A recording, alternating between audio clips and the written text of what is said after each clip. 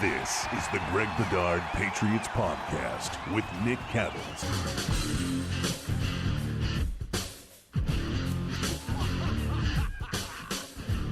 All right, so before we get started, I think we'd be remiss if we did not congratulate the Boston Red Sox on getting to the ALCS. Both Greg and I are big baseball guys. Congratulations to the Red Sox. Greg, did you think there was any chance this team was going to make it this deep? Past the Yankees, yes. The Rays, I thought it was going to be a long series. I thought it was going to go down to it. But this is a team that before the season, I had to dig out my tweet, but I said something. I think it was on opening day. I was like, I think there's a little something to this team. I was definitely excited about this team. I'm a big Alex Cora fan, so I think that whatever the Patriots, whatever the Red Sox might not have on paper, I think that he can make up for it, sort of similar to Belichick. I hold Alex Cora in that sort of level of head coach. I think that what he's done with the Red Sox in a short time, two trips, World Series title, now ALCS, I think is almost Belichickian. And so I was high on them, not high, but I was expecting more than a lot of people were. And look, they stumbled down the stretch in the regular season, but I still thought that they were a good team. And I think that I think this series with the Rays, Nick, is another example of Moneyball just doesn't work in the postseason. It's designed by computer nerds over 162 games, and it works for you, but it's really hard to win. It's really hard to win much in the postseason because it gets shrunken down, and the smaller the series, the tougher it is. And I think the numbers go out the window. And a guy like Alex Cora, and when you pluck players that just know how to play, are grinders, are just gritty like the Red Sox do, I think it's a good formula for success. I had them at 85 wins. I thought they'd win 85 games this year. Some people went after me for saying 85. They thought it wasn't going to be that high. Right. I was disappointed at the deadline. I didn't think they did enough. I wanted another legitimate arm. I didn't love the Robles and the Davis additions. I liked Schwarber, but I just didn't know where you were going to play him.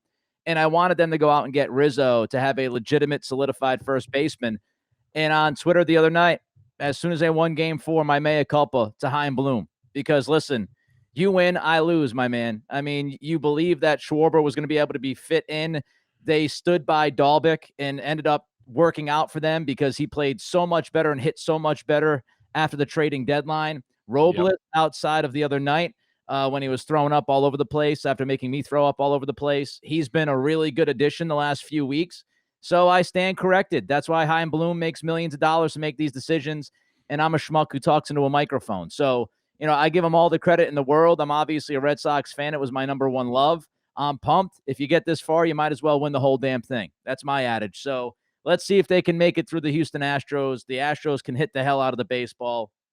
We'll see what they can do, but just so many heroes. I mean, Garrett Whitlock, a Rule 5 guy, 6 outs. That was insane the other night. I mean, come on.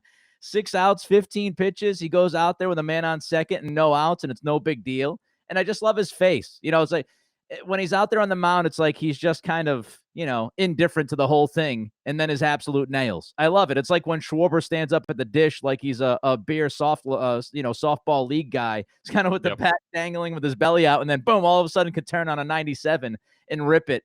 I mean, it's a fun team to watch. And Alex Cora, not the biggest fan of him as far as X's and O's at times, but there's absolutely no denying that guy's got some juju. He's got some mojo. He knows how to get the best out of every single guy on his roster, and he does it. That's what he does. All right, let's get into the football. Greg, we're going to talk about this Houston Texans game. It was awful in the first half. It was better in the second half. I want to start with 3 things that you feel better or at least good about. Yeah, so let's just start with the passing offense in general, Nick. I did feel, well, actually, let's make number 1 just the offense in general, because I think that their performance has been sort of undersold. I think that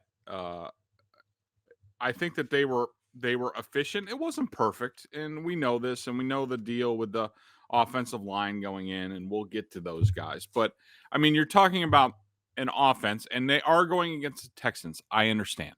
Okay, and I don't just look at who they're playing and in the bottom line production. I look at other things like basically, are they executing? Are they executing get better? Because when things don't work in football, it's because the players are not executing. It's people love to talk about play calling and this and that, but they're really, are they blocking the guy in front of them?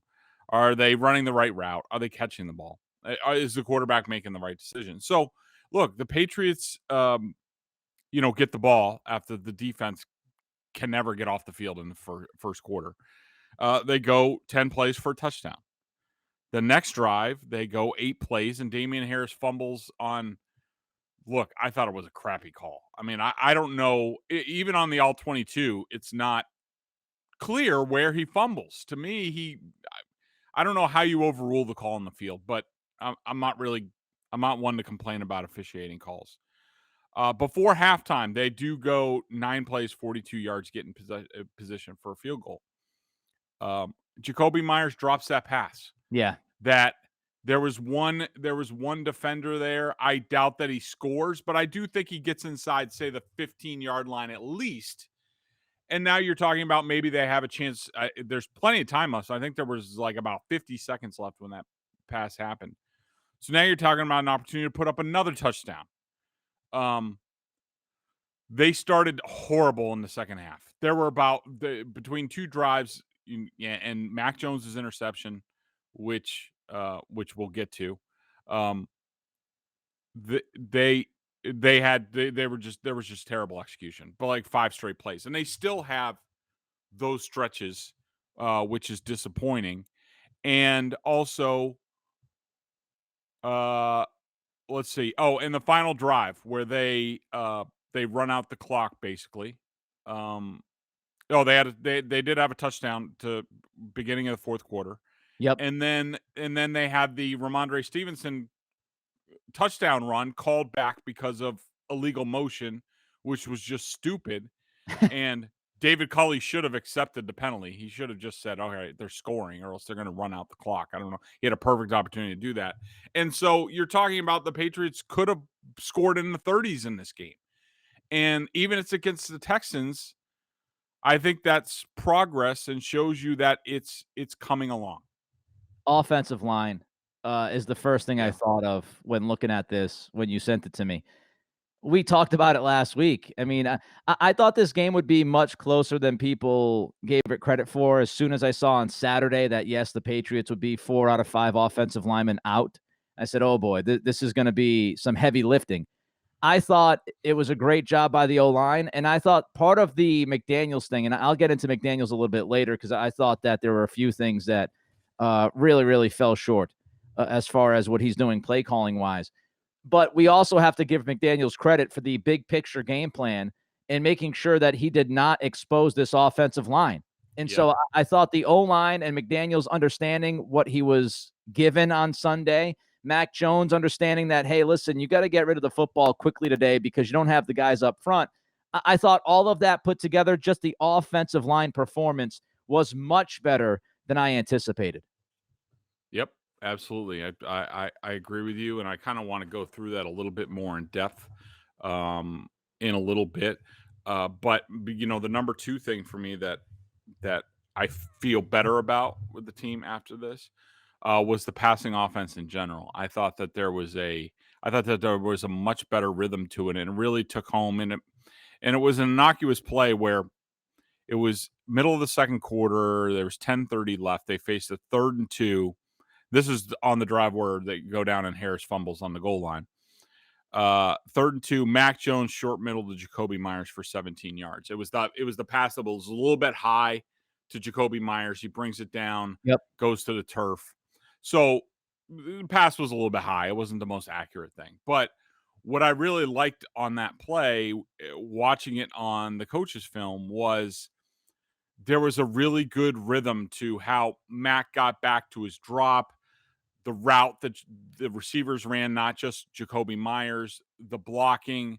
Like it was just it looked better, Nick, and I don't know how much people know about passing offense and things like that, but in general, the way I like to think of it is like if a well schemed, a well timed, a well oiled passing machine is like,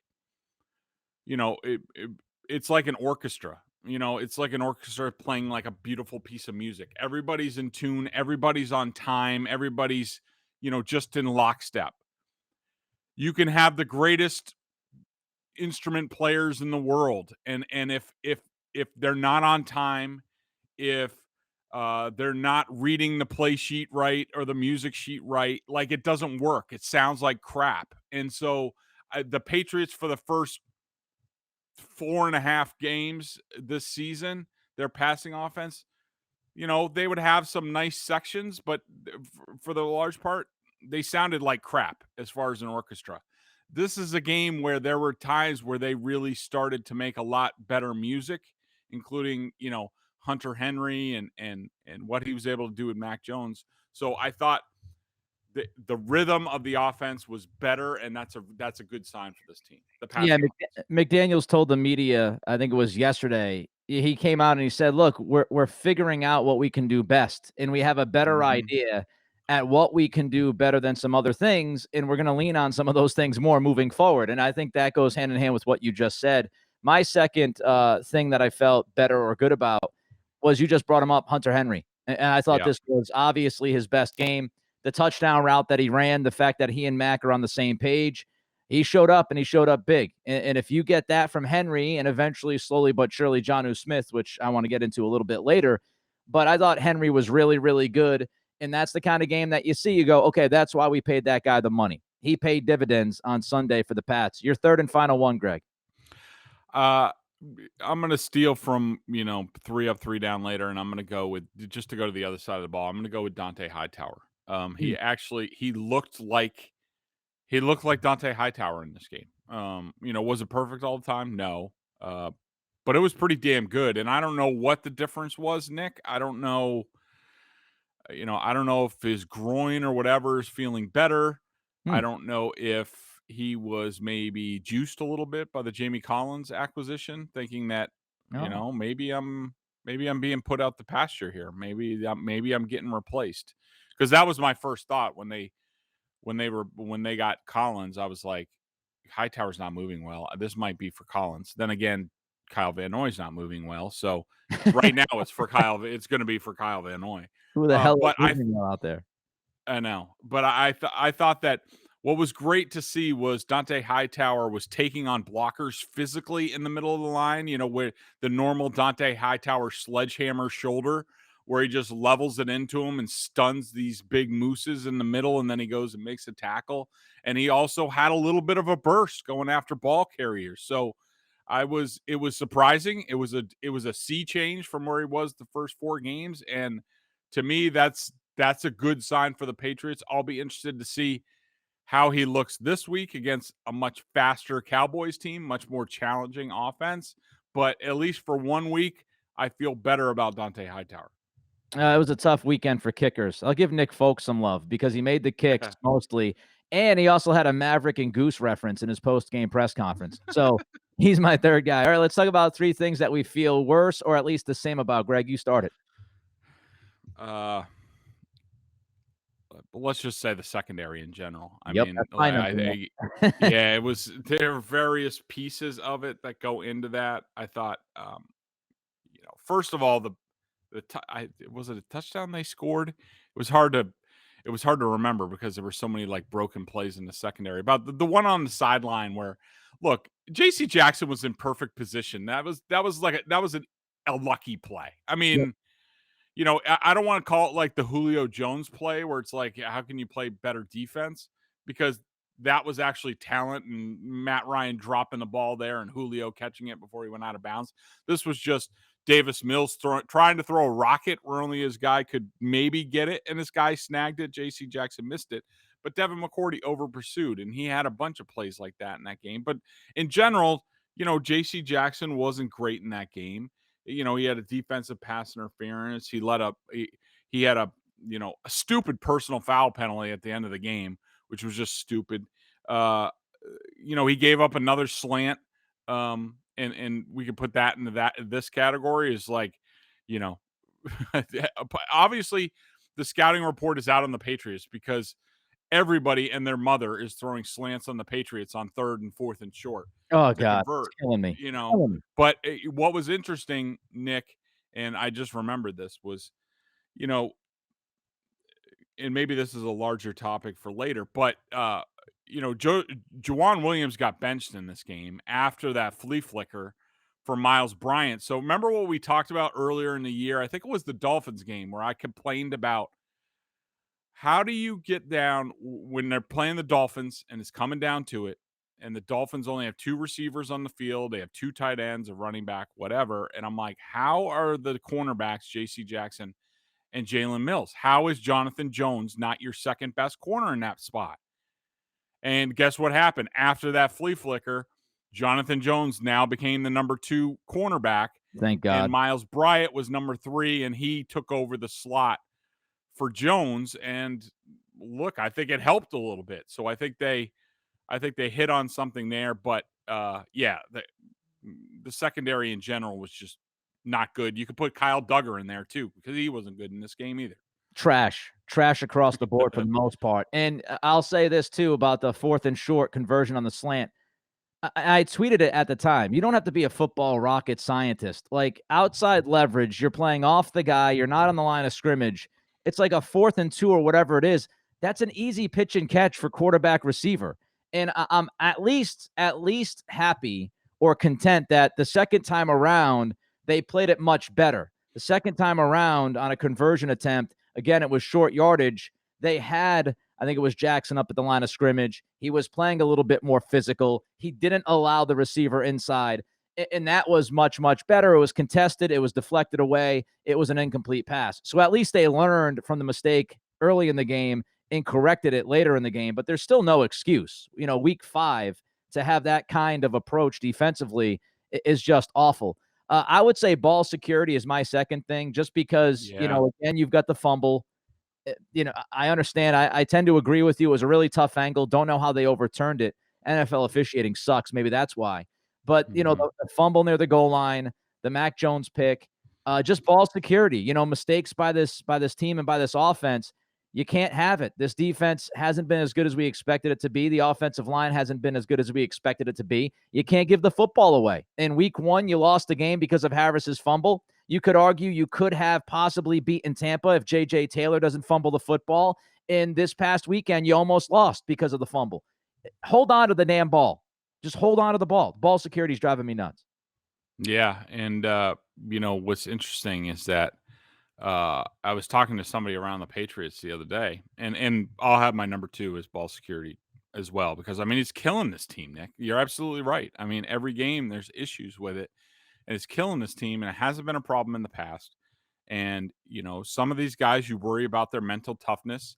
That's one thing that was always tried and true about this Patriots team, is that you could never ever deny their mental toughness up and down the roster. And now, you got to start to question that a little bit. But I was talking to somebody around the Patriots the other day, and we were talking about ball security, and it's even a topic within the team, because I know that they work, at least in the practices that we're allowed to watch in training camp and things like that, they work on ball security every day. And that continues into the regular season from what I hear. And now there's, the point where they're like, well, do we try something different? Like, they don't even understand it. They're like, do we try something different? Do we not, in theory, when you're sitting around kicking ideas around, you're going, well, do we not do it for a couple of days to see if that happens, or for a week? Does it improve? Because it can't get any worse at this point. And so it's perplexing even to the team inside. And so I'll move on to my number 3 thing with this team that worries me. And I just had it in my mind, and I just forgot it. So why don't you go while I All right. think? I'll throw Jonnu Smith out there. Not that I'm worried about him. Just to kind of feel the same about him. They're not getting him the football enough.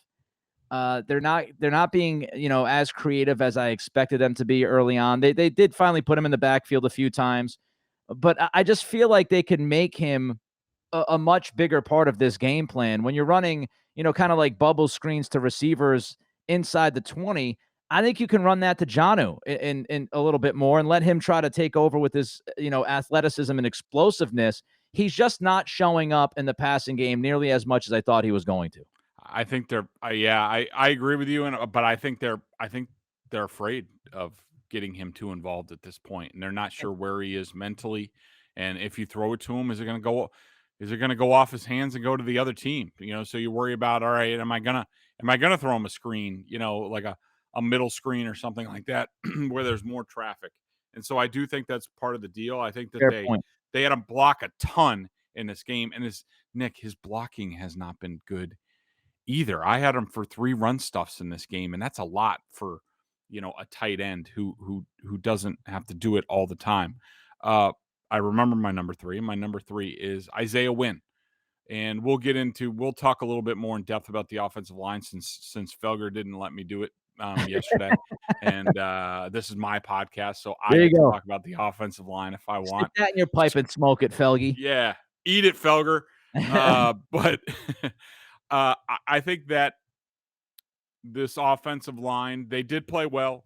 Josh McDaniels did make them look better than they probably are, especially James Ferentz, who had another rough game. But, the guy's smart and he's tough.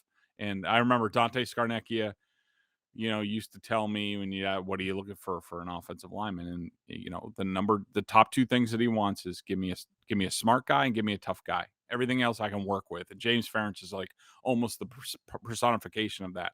But back to Isaiah Wynn. I think he is a complete enigma within the team that I don't think they're very happy with him. This is a guy who they picked up his 5th-year option next year. Yep. I don't think they loved his offseason commitment. I don't think they've loved how he's come into the season and think that was part of it. And I think that some of the developments in the game, whether this Haran or Kajust, who we'll talk about a little bit later, I think that Isaiah Wynn is now on the spot and he needs to pick it up, or else I think the Patriots might try some other options than Isaiah Wynn. So we'll have to monitor that.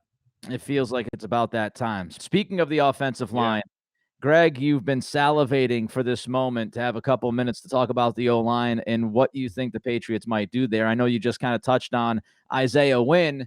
Where do you think we're headed for the fat guys up front? Yeah, well, Wynn needs to get his butt in gear.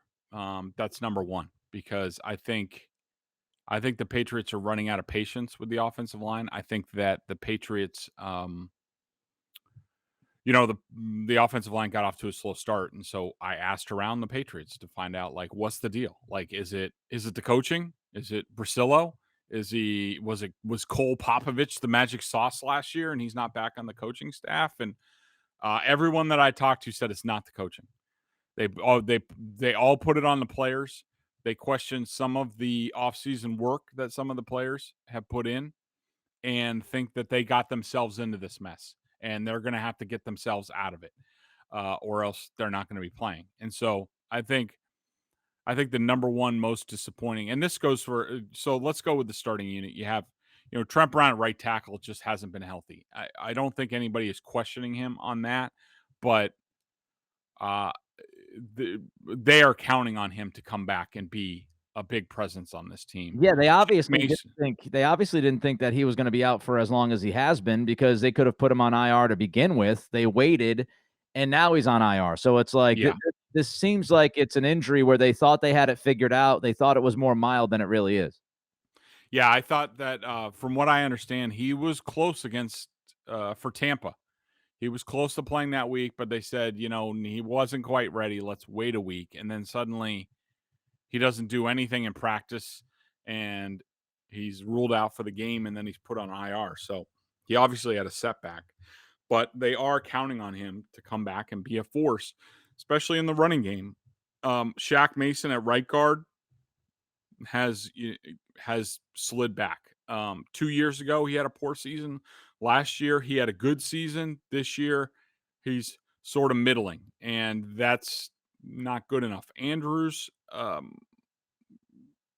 Andrews started off the season really strong. He has been slumping. I don't know the reason for that. Owenu, we've already seen him benched in favor of Ted Karras, and then Isaiah Wynn, we talked about. He's probably been the biggest disappointment on the line so far this year. So that being said, we looked at the revamp. There was a revamped offensive line this week. There was Haran from the left, Karras, left guard, Andrews, James Ferentz, and Yadni Kajust in his first real live game action after suffering through injuries. And it was better. It wasn't perfect. I mean, I think Ferentz was Ferentz at left guard. But anyways, Ferentz struggled. He just does. He's not that good, but he's a good guy to have in a pinch, and that's what they had the other day. He had some rookie errors, Nick, but I got to tell you, watching him on film, as far as the talent, it's pretty impressive. I mean, Yeah. he has vast potential. If he stays on the field, stays on the practice field, is able to get the reps. I mean, look, I don't think he's going to be an all-pro this season or a Pro Bowler. I don't even know if he's going to start for this team this year, but he has potential to be a starter, I think, at left or right tackle sometime soon if he keeps developing. And his feet were unbelievable. You can make the argument that he's one of the most athletic tackles that they've had in recent years. I think that Nate Solder was a pretty good athlete. I think that Kajust has better feet than than Solder did. Solder's a little bit more powerful. But when I see Kajust out there, I see Michael Orr from the Ravens. I mean, that's what he looks like to me. And Michael Orr was a Pro Bowl level right tackle. I think that Ted Karras did a lot for himself in this game. He even cooked up a couple pancakes. I love it. Syrup on my pancakes in the morning. Steady Teddy was really good in this game, and that he's tough as hell.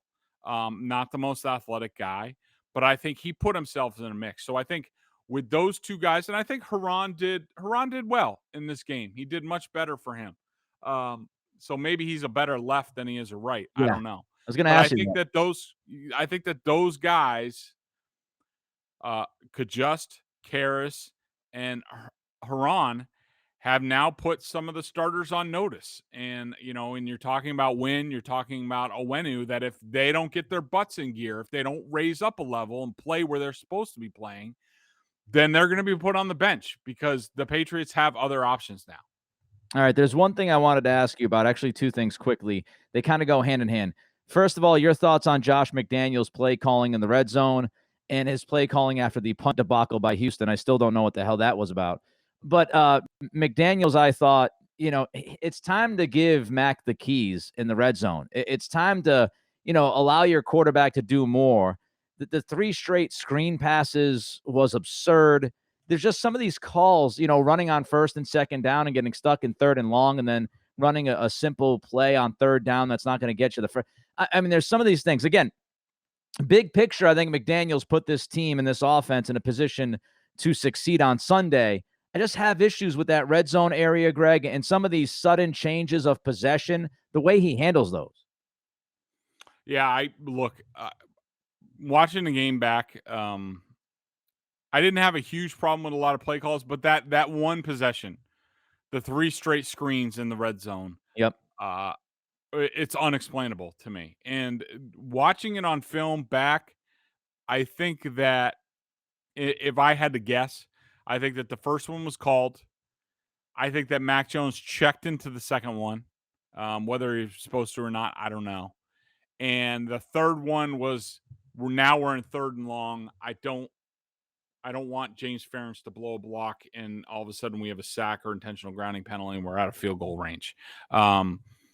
So I understand that. I mean, for the most part, yeah, I think the play calling was better considering in general what was going on in that team. Again, I've never seen 3 straight screen passes called in the red zone ever in the NFL. So I vehemently disagree with that, and I hated that. But I thought overall it was pretty good, and I think that if they cashed in, or they get if Harris doesn't fumble, if the Ramondre Stevenson touchdown stands, all of a sudden I think you're looking at a situation where they're almost like 4 or 5 in the red zone, and it's much better. And so I thought there was a little bit of progress, like the offense in general, Nick, as far as the play calling went. But it wasn't. Everybody can be better, I guess, would be my point on the offense. Give me a Mac minute. We haven't talked a lot about Mac Jones. Yeah. Give me a Mac minute. I thought Mac was pretty good in this game. I think that some of his near interceptions were the fault of the receivers not exactly running routes right, or them not seeing it the same way, including his interception, which I didn't love. But watching it back and forth a bunch of times, I think that Nelson Aguilar didn't run that route right. I think that Nelson went up and then broke to the outside. And I think the way Mac threw it, and again, it could have been inaccurate, but the way he threw it was he read it as Nelson Aguilar is supposed to go up and come straight back towards Mac to the ball. All and right. I think if he does that, then it's okay. I do think that Mac Jones, he's starting to get into a little bit of habit, which I don't love, Nick, of somebody's barreling in towards him and he's just trying to get rid of the ball and throws it in the traffic. I don't like that. Those are rookie throws. He needs to go beyond that. I think that sometimes Mac Jones tries to complete too many balls where, sometimes he would be better off just throwing the ball out of bounds or throwing it in the turf before wide receiver and just, so there maybe isn't a tip pass. I think that, look, he's completing like 75% of his passes. He could stand 2 or 3 incompletions more a game where he's just move on to the next down. It didn't work for anybody. The receiver's running the wrong route, whatever. Just throw it in the dirt, move on. I thought his Hunter Henry throw to the corner of the end zone was a spectacular play by Hunter Henry and Mac Jones. The dime. Yeah, they both on that play, they both had to read the cornerback, and it was a last-minute decision, and that's why Mac didn't have a ton of heat on it. He basically had to see Hunter Henry all of a sudden out-leverage the cornerback to the sideline, and then he just had to get rid of it because if he held on to it, it wouldn't have been completed. It would have been out of bounds. The teardrop throw was the right throw. That you couldn't really throw it with a howitzer there. I don't know if it's completed, so I thought that was great. But I thought Mac was pretty good in this game. There's about 2 or 3 plays each game where you just want them to make better decisions. But that's right in the wheelhouse of a rookie quarterback in this 5th game. And Right. so I'm completely good where he's at, and so are the Patriots. Yeah, I mean, I think he's fine. I think he's arguably the most consistent player on this football team, along with maybe a couple of other guys like Judon. I think he's been steady, given his situation, given the circumstances. I don't think there's much to bitch about with Mac Jones, frankly. I think he's been by far the best rookie quarterback in the league. And yes, that has some to do with the circumstances surrounding him, but I think overall he's been good. All right, lightning round type of 3 up, 3 down from you, Greg. Let's start with 3 up. Your first guy you want to mention? Matthew Judon. And I thought he was great in this game. He's the only playmaker up front. I think that, and I'll just go through it. Ted Karras was my number 2. I thought he was great. Had a couple of pancakes. Love to see that. Steady Teddy. And steady Teddy. And number 3, I went with Hightower. Like for the reasons we talked about earlier, I think that he looked like his old self. Hopefully, this is a sign of things to come. I do worry a little bit about him being exposed against the Cowboys with all that speed and all those weapons. And if he's going to be on the field, that could be an issue. But for this week, I'm good with Dante Hightower. I had Judah on the O-line. And again, Hunter Henry, I talked about him earlier. You're 3 down. Devin McCourty was number 1. Completely out of characteristic for him. You're hoping that this was just a really bad day at the office, which everybody has. Instead of, the proverbial Matt Kellerman cliff, Memorial Cliff. You hope it's not that. So McCourty had a rough one. Yeah, McCourty. I'll keep going. Yeah. James Ferentz, he is who he is. He's not very good.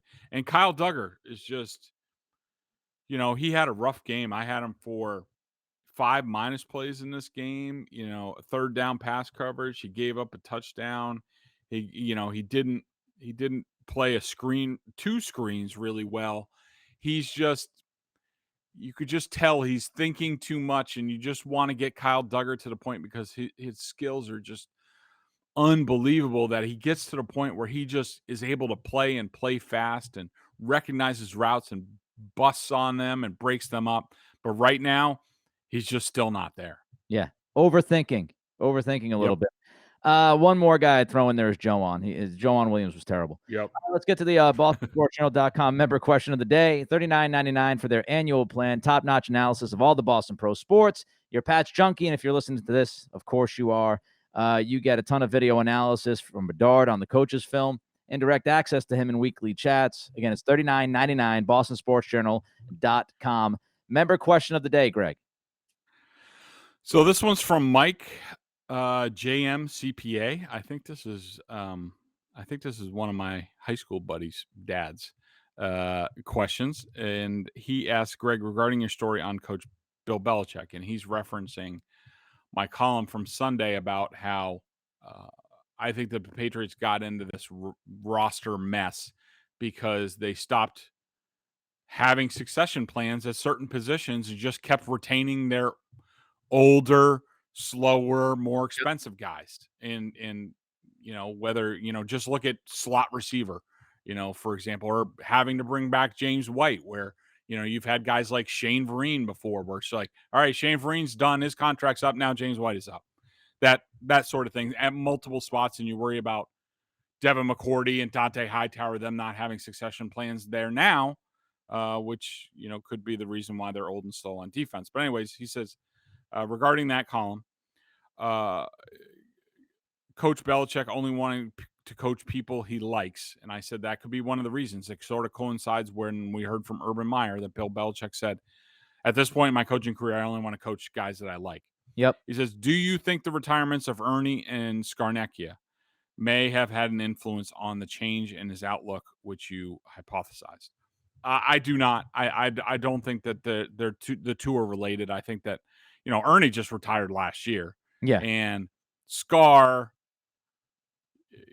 they've gone through this before. I don't think it has anything to do with that. I think while, they miss that institutional knowledge, for sure they do. I don't think that's the issue. I just think that, and I don't know the reason why. I do think that Bill has gotten a little bit more, comfortable in his later years as a coach. He's no longer the hard ass that he, used to be. He doesn't kill everybody on contracts, and he's just different. Practices aren't the same.